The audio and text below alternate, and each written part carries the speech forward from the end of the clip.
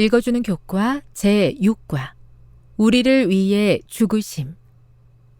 11월 5일 안식일의 일몰 시간은 오후 5시 30분입니다.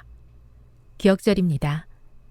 모세가 광야에서 뱀을 든 것 같이 인자도 들려야 하리니 이는 그를 믿는 자마다 영생을 얻게 하려 하심이니라.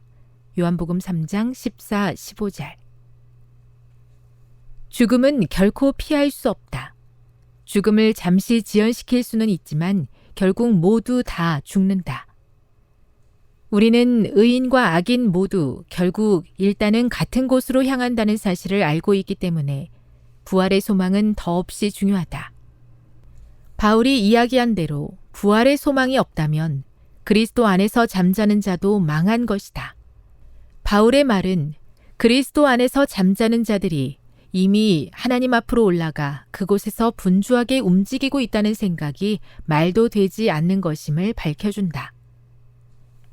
그리스도의 부활을 통해 우리 또한 그렇게 되리라는 보증을 얻게 되기 때문에 예수님의 부활은 우리 믿음에 있어 핵심이다. 그러나 그리스도께서는 부활하시기 전에 죽으셔야 했다. 그렇기 때문에 죽음을 눈앞에 둔 겟세마네의 고통 가운데 예수님께서 이렇게 기도하신 것이다. 지금 내 마음이 괴로우니 무슨 말을 하리요? 아버지여, 나를 구원하여 이때를 면하게 하여 주옵소서. 그러나 내가 이를 위하여 이때에 왔나이다. 요한복음 12장 27절.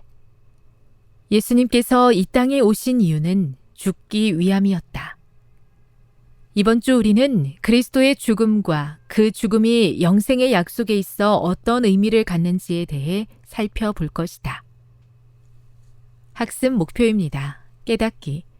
예수님의 대속적 죽음이 우리를 위해 이룬 것이 무엇인지 분명히 깨닫는다. 느끼기. 십자가를 통해 나타난 예수님의 온전한 자기 희생에 감격하며 감사한다. 행하기. 예수님의 죽음의 의미를 진정으로 깨닫고 신실한 그리스도인의 삶을 통해 그 사랑에 반응하며 살아간다. 다음의 내용을 안교 소그룹 시간에 함께 토의해 보십시오. 1. 사랑하는 사람을 위해 무엇을 희생해 보셨나요? 무엇까지 내줄 수 있으십니까? 2. 예수님의 죽음을 통한 구원의 계획은 얼마나 오래 전부터 준비되었던 것입니까? 3. 예수님께서 자신의 고난과 죽음에 대해 말씀하셨을 때 제자들은 어떻게 반응했습니까? 4. 예수님께서 십자가 위에서 하신 다 이루었다라는 말씀이 우리에게 주는 기별은 무엇입니까? 5. 예수님의 죽음은 우리를 위해 무엇을 이루어 주셨나요? 6. 기독교 신앙의 중심에 십자가가 위치할 수밖에 없는 이유는 무엇입니까? 7.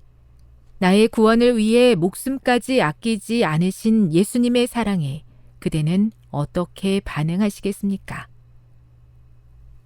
결론입니다. 우리에게 가장 큰 소망의 기별이 되는 예수님의 부활에 앞서 예수님께서는 죽으셔야 했습니다.